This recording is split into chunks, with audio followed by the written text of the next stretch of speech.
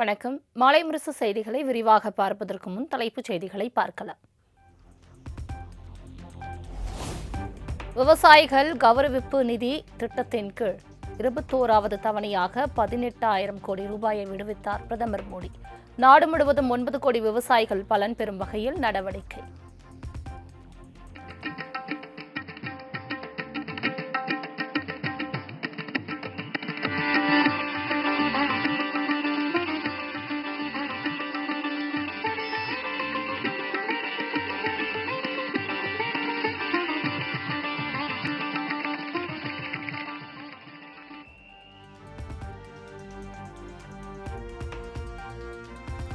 இயற்கை வேளாண்மையின் சர்வதேச மையமாக உருவெடுக்கும் பாதையில் இந்தியா பயணிப்பதாக பிரதமர் மோடி பெருமிதம். கடந்த 11 ஆண்டுகளில் ஒட்டுமொத்த வேளாண் துறையில் மிகப்பெரிய மாற்றம் ஏற்பட்டுள்ளது எனவும் பிரதமர் மோடி பேச்சு. आने वाले वर्षों में मैं भारत की खेती में कई बड़े बदलाव होते देख रहा हूं. भारत नेचुरल फार्मिंग का ग्लोबल हब बनने के रास्ते पर है. हमारी बायोडायवर्सिटी एक नया आकार ले रही है.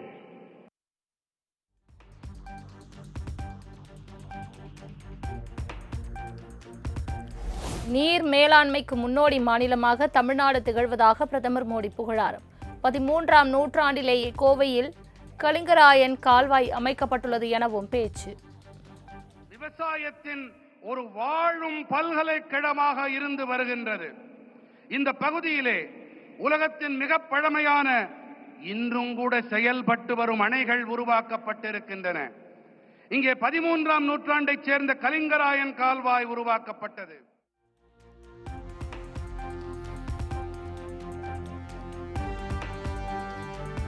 இயற்கை விவசாயத்துடன் சிறுதானிய விவசாயத்தை இணைக்க வேண்டும் என விவசாயிகளுக்கு பிரதமர் மோடி கோரிக்கை. ஊடுபயிர் சாகுபடியை நாடு முழுவதும் கொண்டு செல்ல வேண்டும் எனவும் வலியுறுத்தல். मिलेट्स की पैदावार जोड़ते हैं तो ये भी धरती मां की रक्षा में अहम भूमिका निभाते हैं. நண்பர்களே, இயற்கை வேளாண்மையோடு கூடவே நாம் ஸ்ரீ அன்னம் அதாவது சிறுதானியங்கள் பயிர் செய்வதையும் இணைக்க வேண்டும். இவை நம்முடைய இந்த பூமித்தாயின் பாதுகாப்பிற்கு சிறப்பான பங்களிப்பினை அளிக்கின்றது.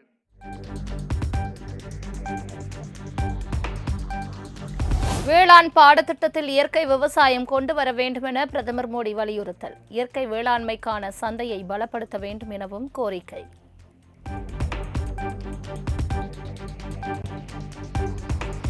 கோவை வந்ததும் பீகாரின் காற்று இங்கே வீசுகிறதோ என்ற எண்ணம் வந்தது. விவசாயிகள் துண்டை சுழற்றி காட்டியதை சுட்டிக்காட்டி பிரதமர் மோடி பேச்சு. तो मैं देख रहा था काफी किसान भाई बहन वो अपना गमछा घुमा रहे थे, तो मुझे लग रहा था कि बिहार की हवा मेरे आने से पहले पहुंच गई है.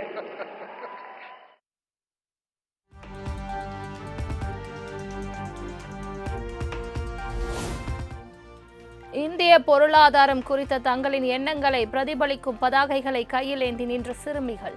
பதாகைகளை வாங்கிக் கொண்டு கோரிக்கையை தீவிரமாக எடுத்துக்கொள்கிறேன் என பிரதமர் மோடி பேச்சு. वहां पीछे 2 बालिकाएं प्ले कार्ड लेकर कब से खड़ी है, हाथ उनके थक जाएंगे.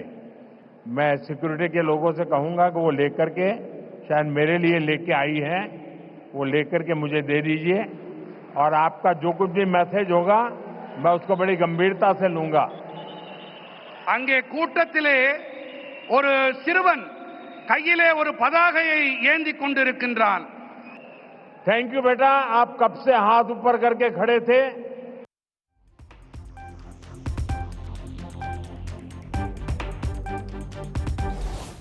விவசாய சங்க தலைவர் PR பாண்டியனின் உரையை ஹிந்தியில் மொழிபெயர்த்து தருமாறு ஆளுநரிடம் கேட்டுள்ளேன். சிறுவயதில் தமிழ் கற்றுக்கொண்டிருக்கலாமே என அடிக்கடி நினைத்தது உண்டு எனவும் பிரதமர் மோடி பேச்சு. मैं जब पांडियन जी का भाषण सुन रहा था मुझे लग रहा था अच्छा होता किसी ने मुझे बचपन में तमिल सिखाई होती तो मैं आज उस स्पीच का इतना आनंद ले सकता था, लेकिन मुझे वो सौभाग्य नहीं मिला। लेकिन जो कुछ मैं समझ पा रहा था, वो जल्लीकुट्टे की बात कर रहे थे, वे कोविड के समय जो कठिनाइयां हुई उसकी चर्चा कर रहे थे। लेकिन मैंने रवि जी को कहा है कि मुझे पांडियन जी के भाषण को हिंदी या अंग्रेजी में तैयार करके भेजे।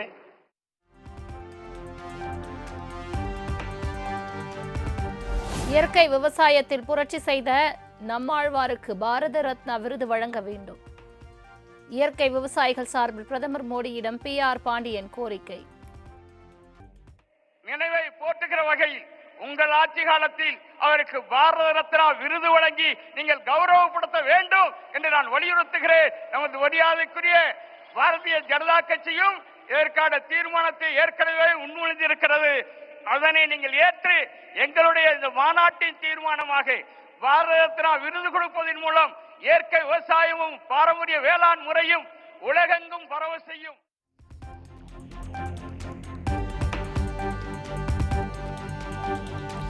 கோவை வந்த பிரதமர் மோடிக்கு வழிநெடுக உற்சாக வரவேற்பு அளித்த பாஜக தொண்டர்கள் மற்றும் பொதுமக்கள் காரிலிருந்து மகிழ்ச்சியோடு கையசைத்த காட்சிகள்.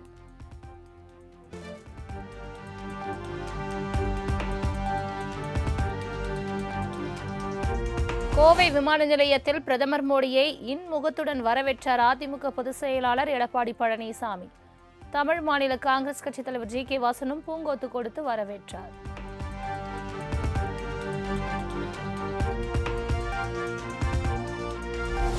கோவை விமான நிலையத்தில் பிரதமர் மோடியை அரசு சார்பில் வரவேற்றார் அமைச்சர் சாமிநாதன். ஆளுநர் RN ரவி உள்ளிட்டோரும் பிரதமரை வரவேற்றனர்.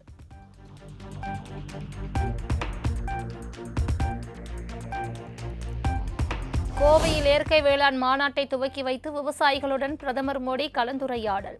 இயற்கை விவசாயிகள் அமைத்துள்ள அரங்குகள், உற்பத்தி பொருட்களையும் பார்வையிட்டார் பிரதமர்.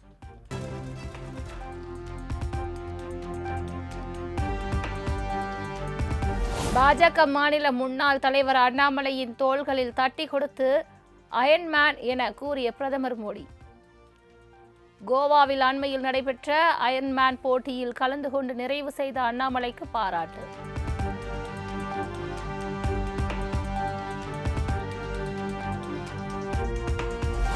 கோவில் நகரமான மதுரைக்கும் தென்னிந்திய மான்செஸ்டர் என்று அழைக்கப்படும் கோவைக்கும் நோ மெட்ரோ என்ற மத்திய அரசின் அறிவிப்புக்கு முதலமைச்சர் மு க ஸ்டாலின் கடும் எதிர்ப்பு. கூட்டாட்சி கருத்தியல் சிதைக்கப்படுவதை சுயமரியாதை மண்ணான தமிழ்நாடு ஒருபோதும் ஏற்றுக்கொள்ளாது என்றும் பதிவு.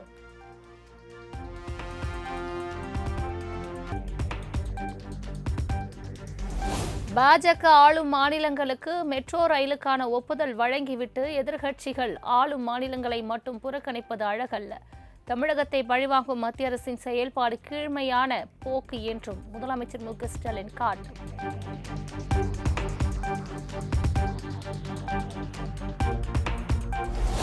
மத்திய அரசை கண்டித்து திமுக கூட்டணி கட்சிகள் சார்பில் நவம்பர் 21ஆம் தேதி கோவை, மதுரையில் கண்டன ஆர்ப்பாட்டம். கோவை, மதுரை மெட்ரோ ரயில் திட்டங்களை முடக்கியதற்கு கடும் கண்டனம்.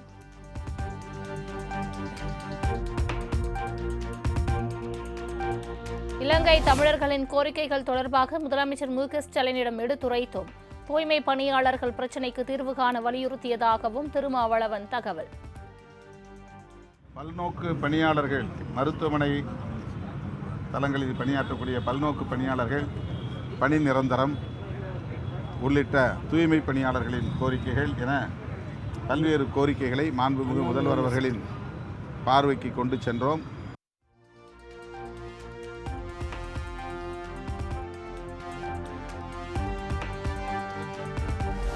உள்நோக்கம் கொண்ட SIRக்கு எதிராக வரும் 24ஆம் தேதி சென்னையில் கண்டன ஆர்ப்பாட்டம். சென்னை அண்ணா அறிவாலயத்தில் முதலமைச்சர் உடனான சந்திப்புக்கு பிறகு VCK தலைவர் திருமாவளவன் அறிவிப்பு. வேண்டாம் என்கிற கோரிக்கையை முன்வைத்து விடுதலை சிறுத்தைகள் கட்சியின் சார்பில் 24ஆம் தேதி காலை 10 மணி அளவில் சென்னையில் எனது தலைமையில் ஆர்ப்பாட்டம் நடைபெறுகிறது. SIR என்பது பாரதிய ஜனதா கட்சியும் தேர்தல் ஆணையமும் சேர்ந்து நடத்துகிற ஒரு கூட்டு சதி.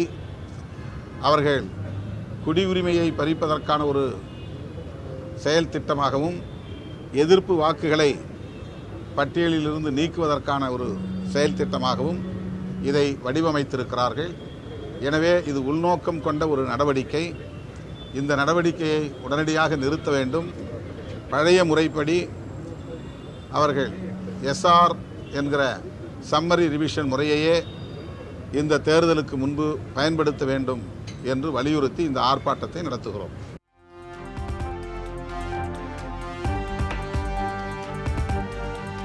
சென்னை அண்ணா அறிவாலயத்தில் திமுக நிர்வாகிகளுடன் முதலமைச்சர் மு க ஸ்டாலின் 1-to-1 ஆலோசனை. ஒட்டப்பிடாரம், ஆலங்குளம், கன்னியாகுமரி சட்டமன்ற தொகுதிகளின் நிர்வாகிகள் பங்கேற்பு.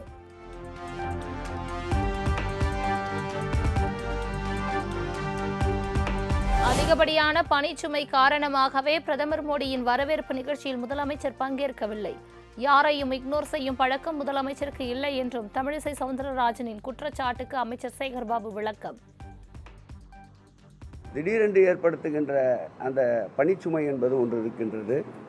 பிரதமரை எப்பொழுதுமே எங்களுடைய முதல்வரை பொறுத்தளவில் வரவேற்பு அளிப்பதிலும் மாற்றார்களை மதிப்பதிலும் எங்கள் முதல்வரை போல் ஒரு முதல்வரை யாரும் பார்க்க முடியாது. பணிவு, அன்பு, அதே நேரத்தில் துணிவு, இவை மூன்றையும் ஒரு சேர இருக்கின்ற முதல்வர் யாரையும் இக்னோர் பண்ணுவது என்பது எங்களுடைய முதல்வருடைய எண்ணம் அல்ல. பணிச்சுமையின் காரணமாக அதற்குண்டான புரோட்டோகாலை நியமித்து நிச்சயமாக அமைச்சர்களை அனுப்பியிருப்பார்கள்.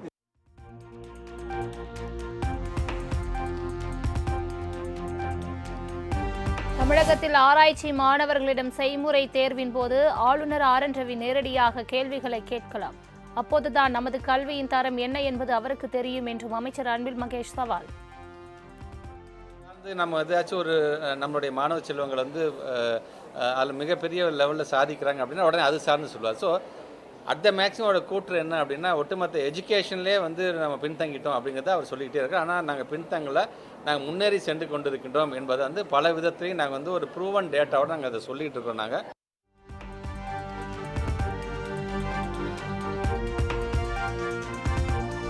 ராமேஸ்வரத்தில் காதலிக்க மறுத்த பள்ளி மாணவி கத்தியால் குத்தி கொலை. ஒருதலையாக காதலித்து வந்த முனியராஜ் என்ற மீனவரை கைது செய்து போலீசார் விசாரணை.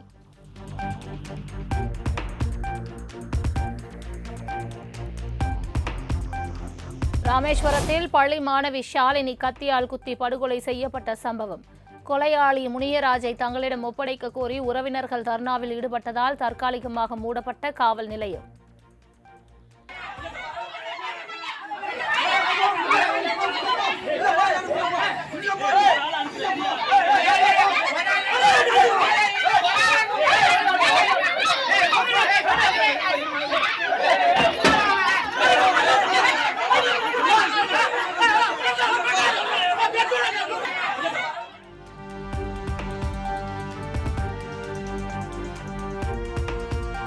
தமிழகத்தில் பள்ளி செல்லும் மாணவிகளுக்கு கூட பாதுகாப்பு இல்லை என எதிர்க்கட்சித் தலைவர் எடப்பாடி பழனிசாமி குற்றச்சாட்டு. மாணவியை கொலை செய்யும் அளவுக்கு குற்றவாளிக்கு இவ்வளவு துணிச்சல் எங்கிருந்து வந்தது என்றும் கேள்வி.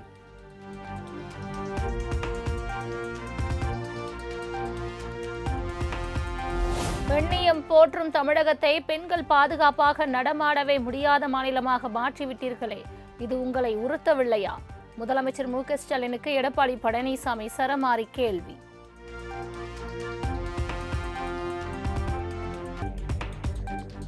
திமுக ஆட்சியில் சமூக விரோதிகளை தவிர வேறு யாருக்கும் பாதுகாப்பு இல்லை. ராமேஸ்வரத்தில் அப்பாவி மாணவி கொல்லப்பட்டதற்கு தமிழக அரசுதான் பொறுப்பேற்க வேண்டும் என்றும் பாமக தலைவர் அன்புமணி ராமதாஸ் வலியுறுத்தல்.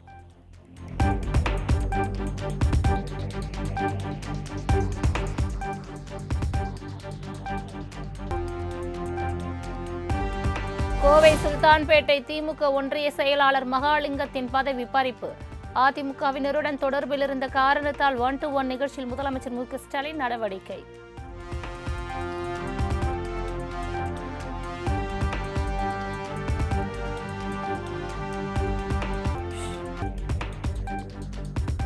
சென்னையில் ஆபரண தங்கத்தின் விலை ஒரே நாளில் சவரனுக்கு 1600 அதிகரித்து 92,800க்கு விற்பனை.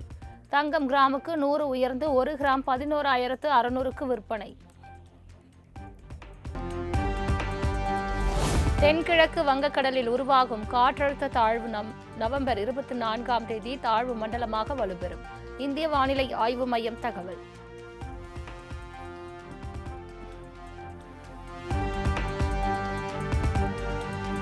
நாகை, மயிலாடுதுறை, நெல்லை, தென்காசி, கன்னியாகுமரி மாவட்டங்களுக்கு இன்று மஞ்சள் எச்சரிக்கை. கடலூர், மயிலாடுதுறை ஆகிய 2 மாவட்டங்களில் நாளை கனமழை பெய்யும் என்றும் வானிலை ஆய்வு மையம் தகவல்.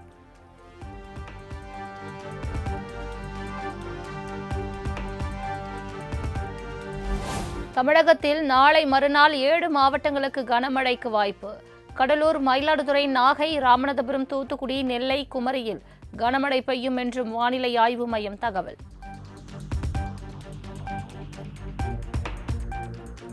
சாலைகள் மற்றும் தெருக்களின் பெயர்களில் உள்ள சாதி பெயர்களை நீக்குவதற்கான இடைக்கால தடை நீட்டிப்பு. தமிழக அரசின் உத்தரவுக்கு தடை கோரி தொடரப்பட்ட வழக்கில் சென்னை உயர்நீதிமன்றம் உத்தரவு.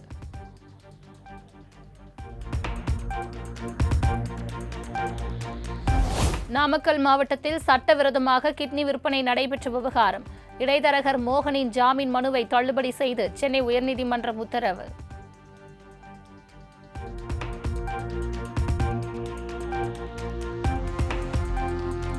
சென்னையில் தொழில் அதிபர்களின் வீடுகள் உட்பட 15 இடங்களில் அமலாக்கத்துறை அதிகாரிகள் அதிரடி சோதனை.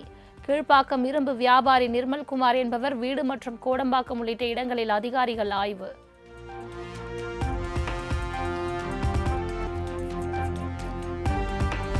பாட்னாவில் நடந்த தேசிய ஜனநாயக கூட்டணி எம்எல்ஏக்கள் கூட்டத்தில் நிதிஷ்குமார் முதலமைச்சராக ஒருமனதாக தேர்வு.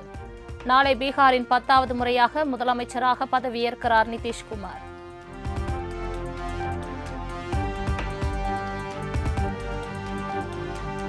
சர்வதேச ஒருநாள் போட்டி பேட்ஸ்மேன்களுக்கான தரவரிசை பட்டியலை வெளியிட்டது ஐசிசி. இந்திய அணி வீரர் ரோஹித் சர்மாவை பின்னுக்கு தள்ளி முதலிடத்தை பிடித்தார் நியூசிலாந்து வீரர் டேரல் மிட்சல்.